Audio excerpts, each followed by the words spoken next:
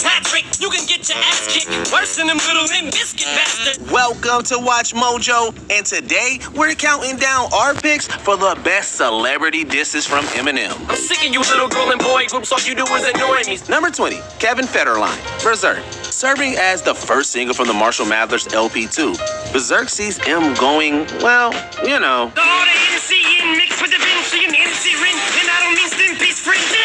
His targets are many, including Kevin Federline, the professional dancer who famously married Britney Spears.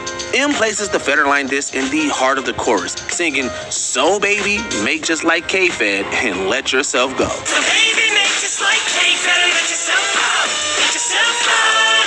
This is an allusion to Federline's weight, as he noticeably gained a couple of pounds after having children and entering middle age.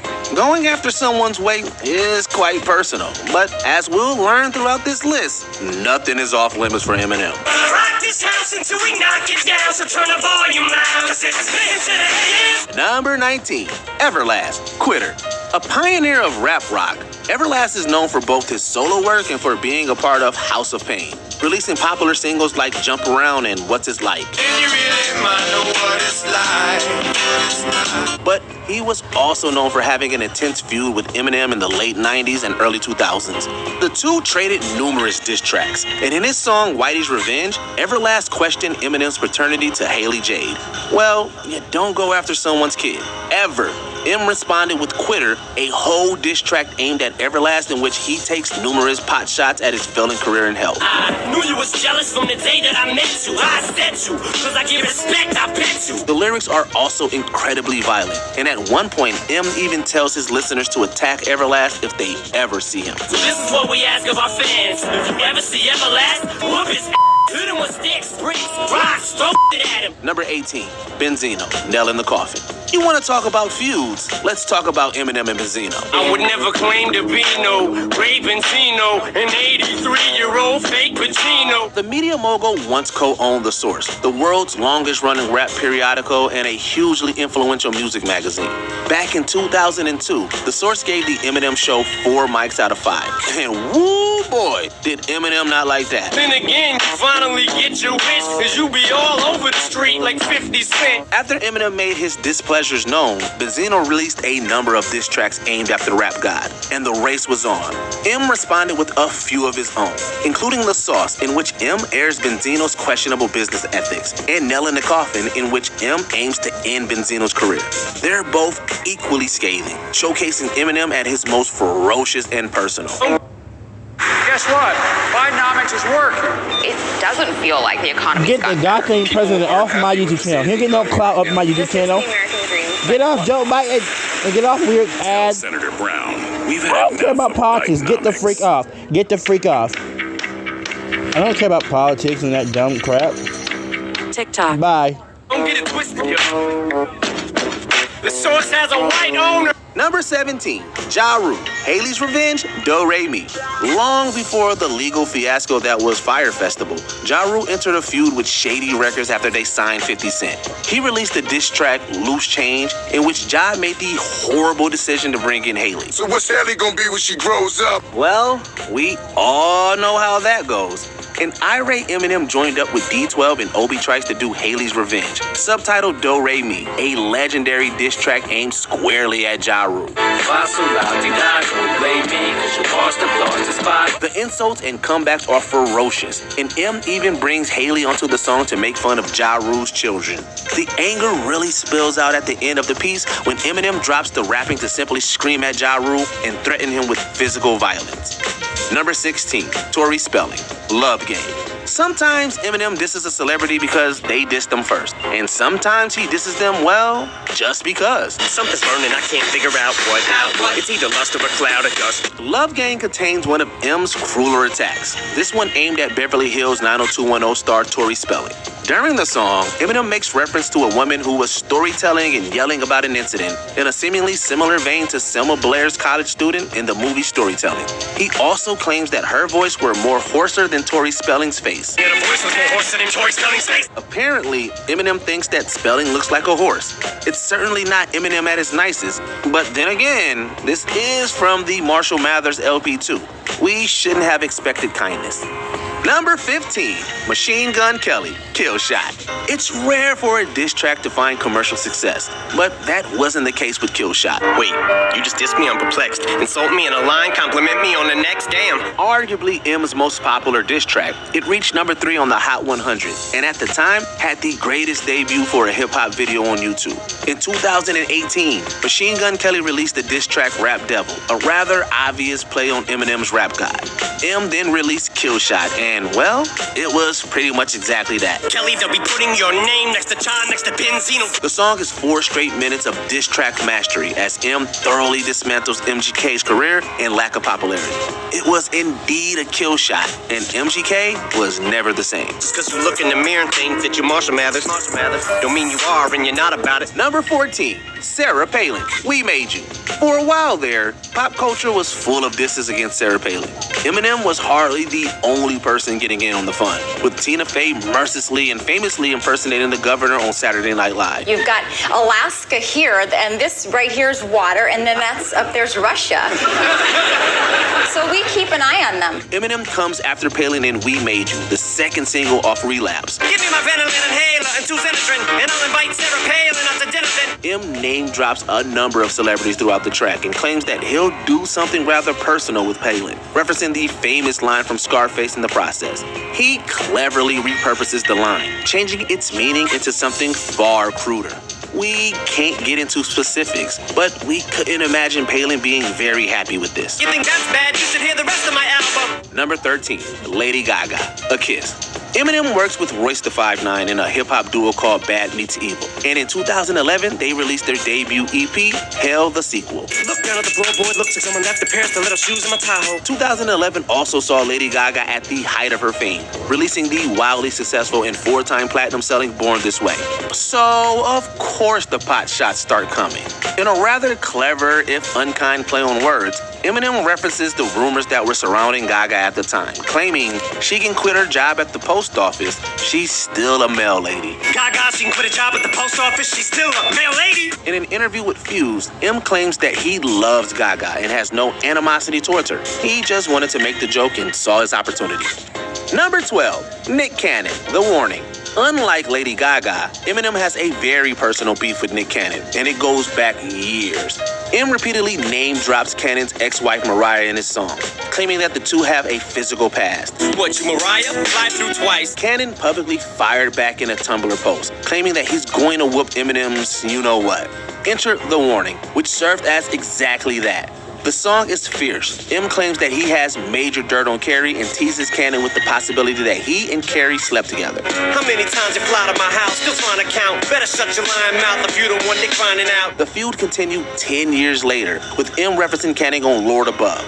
He once again brings up his and Carrie's past relationship, calls Cannon whip, and alludes to Cannon being constantly emasculated by Carrie. Word to the terror squad, Joe. This is all puns aside, though. I know me and Mariah didn't end on a high note. Number 11, Will Smith, The Real Slim Shady. Even if you don't listen to Eminem, you probably know the lyrics to The Real Slim Shady. And you will know that he calls out Will Smith and his family-friendly style of music. Will Smith don't got a cuss in his raps to sell records. Well, I do, so damn it. You too. The origin dates back to the 1999 VMAs, when Smith won Best Male Video over Eminem. Smith came at M in his acceptance speech saying that despite never killing anybody or using profanity in his songs, he still managed to win. M was not happy, arguing that he dissed gangster rap music and coming back with the famous diss in The Real Slim Shady. So I have been sitting here to destroy you. Number 10, Kim Kardashian, We Made You. In his satirical 2009 Oh, come on. I'm tired of these ads. Come on, bro. Celebrity Takedown, Eminem takes a playful stab at several superstars, devoting a verse to Kim Kardashian. Well, he specifically raps about her gluteus maximus while also questioning her gender. Squeeze it in, pass it to a friend. Can he come back as nasty as he can? Given the playful tone of the track, it's clear that M's not on a warpath against America's beloved reality star. But he does seem intrigued by the shape and size of said rump, even having her comically exaggerated posterior make him fall over in the song's music video. It's not the most poignant Eminem's verse ever written, but it's clearly a diss that Slim Shady wanted to get off his chest. Yes, it can, don't ask me this again. Number 9, Donald Trump, no favors. While normally focusing his diss tracks on celebrities and other entertainers, M is not one to shy away from politicians or public figures. Consider me a dangerous man, but you should be afraid of this dang candidate. Donald Trump first felt the wrath of Slim Shady in October of 2016 with his track entitled Campaign Speech, where he called out Trump as someone not fit for the presidential role. The insults continue with his feature on Big Sean's track No Favors, where M explained how he plans to ruin Trump's brand. Your man don't want it, Trump's a I'll make his whole plan go under. The track also takes aim at far-right media personality and culture, an avid Trump supporter, providing the audience with a list of ways to make these two figures disappear, taking their xenophobic policies with them. While he may like to joke around a lot, it's clear Eminem takes politics and racism very seriously. I'm like your problems, self-made. Number 8, Pamela Anderson, My Name Is. This American sex symbol was a defining figure of the 1990s, but didn't quite stay relevant. But unlucky for her, she's immortalized in the lyrics of one of Eminem's best songs. Got pissed off and ripped Pamela Lee's off and smacked her so hard I knocked her close backwards like Chris Paul. For his Grammy Award-winning 1999 hit, Eminem offered a sharp commentary on Pamela's famous implant, using some aggressive lyricism before referencing the early 90s hip-hop duo Criss Cross and their fashion sense. It's a clever Eminem diss, and the lyrical lash allowed him to make some noise in pop culture. In that same year, Pam actually downsized her implants. Meanwhile, Eminem rose to stardom, partially due to his inventive boob rhymes. I don't give a damn. Dre sent me to take the world off. Number 7, Elvis Presley, Without Me. Despite this awkward phrasing of this pop culture diss, it's a sharp diss nonetheless. Little hellions, kids feeling rebellious, embarrassed. The parents still listen to Elvis. If you didn't already know, Elvis Presley built his career upon rhythm and blues, and Eminem reminded as such with his 2002 single. He first makes reference to the King in verse 2, only to compare himself to said King in verse 3, noting how they similarly reappropriated a black music genre and faced similar backlash. I am the worst things I'm Elvis Presley to do black music so selfishly and use it to get myself wealthy. Hey! It's a sly lead into the section's timely finale and shows how vital he is to the hip-hop industry. Both M and Elvis significantly affected pop culture, but in slightly different ways. It doesn't feel so empty without it. Number 6, Michael Jackson, Just Lose It. By taking aim at the king of pop in his 2004 Billboard hit, Eminem touches on the troubling scandal Michael Jackson faced, as well as the dark side of celebrity fame. Come here, little kitty, on my lap. Guess who's back with a brand new rap? And I don't mean rap as in a new case. With this aggressive diss, M drops a safety net too, as he makes a direct reference to the molestation charges while claiming not to specifically have Jackson in mind. Then again, Eminem took it even further with his music video, which resulted in Jackson calling Steve Harvey's radio show to address the issue. Unsurprisingly, there was also plenty of backlash against Eminem, even from the likes of Stevie Wonder. But it's just another chapter of Slim Shady causing a stir with some hot takes on celebrity culture. All right, now lose it. Just lose it. Go crazy. Number 5, Insane Clown Posse, Marshall Mathers. For a little context, the feud between Slim Shady and ICP extends to before Eminem was even a household name, when Eminem preemptively announced that the duo would perform at a launch for the Slim Shady EP without asking. I think I was put here to annoy the world and destroy your little 4-year-old boy or girl. That resulted in a lot of name-calling and thinly veiled parodies like Slim Anus. So once Eminem had some more exposure, he took to the opportunity to lyrically shame the clownish MCs with a rather sophomoric verse. Eminem showed some creativity by rhyming Faygo root beer with queer, pointing to an instance when the duo sprayed an audience with a soda. With most of the second verse devoted to insulting Violent J and Shaggy 2 Dope, it's evident Shady has a lot to get off his chest. Claiming Detroit when y'all live 20 miles away. Number 4, Moby, Without Me. Verse 3 packs a wallop. First calling out NSYNC members Chris Kirkpatrick and Limp Bizkit, Eminem roasts popular New York City DJ Moby. Moby, you can get stoned by Obi. The rhyme captures a specific time and place with Eminem shouting out to Obi Trice to beat up Moby. It all stems from Moby's criticism of Eminem at the 2001 Grammys, when he claimed that the content of Eminem's lyrics are blatantly homophobic, sexist, and racist, which could be misinterpreted by impressionable younger audiences. It's clear that Moby rattled Eminem a bit, since his Without Me slam in true Eminem fashion calls out the electronic artist as gay. Nobody listen to techno, no, let's go. Moby not only didn't mind the reference, but said he gave me some amazing free publicity. Number 3, Britney Spears, Marshall Mathers. In yet another timely jab from M's self-titled track, he proves that he was not a fan of the turn-of-the-century pop scene. These f***ing brats can't sing and Britney's garbage. At the time of release, boy Making life more affordable is possible. Oh, come on, y'all. Permitting reform. Y'all have more ads than a halftime show. Sherrod Brown, a typical politician, Y'all have more a ads DC than a halftime insider, show. the Biden-Harris. boy bands were everywhere, and a young Britney Spears was selling millions of albums. Slim Shady slammed her trendy pop vibes by referencing the actual cost of a compact disc in 2000. Of course, he also dropped the B word on Sweet Brit, which maybe wasn't a surprise given Eminem's reputation. But Eminem kinda also I don't know admitted if he that hates bought her or one of just her don't like albums. her. Give me back my $16. Number 2, Christina Aguilera, the real Slim Shady.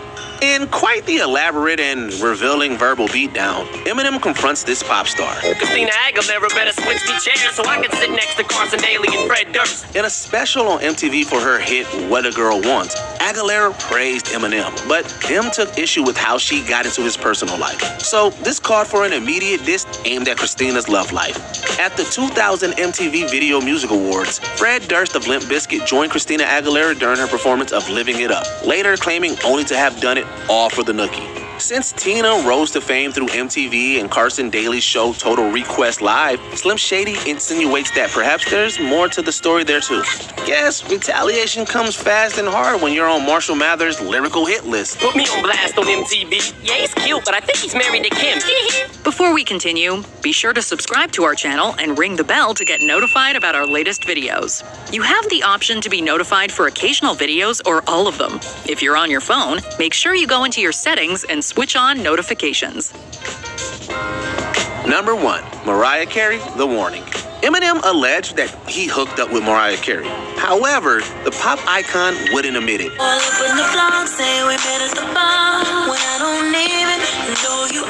Carey released a song titled Obsessed, which several think was her way of adding fuel to the fire that Eminem had set with bagpipes from Baghdad, even possibly impersonating him in the song's music video. Then came the warning shots. But don't you dare say it isn't true. As long as the song's getting airplay, I'm dissing you. This is a blatant Mariah diss track in which he claims to have evidence of their past relationship. Excessive in nature and vastly different from clowning on ICP, Vanilla Ice, or even Elvis Presley, this track obviously makes for a juicy conversation among pop culture obsessives. Can you think of any other disses from the rap god? Let us know in the comments down below. And don't forget to like and subscribe for more Watch Mojo videos. It's funny, but so true. I'd rather be 80-year-old me than 20-year-old you. Did you enjoy this video? Check out Bye, y'all.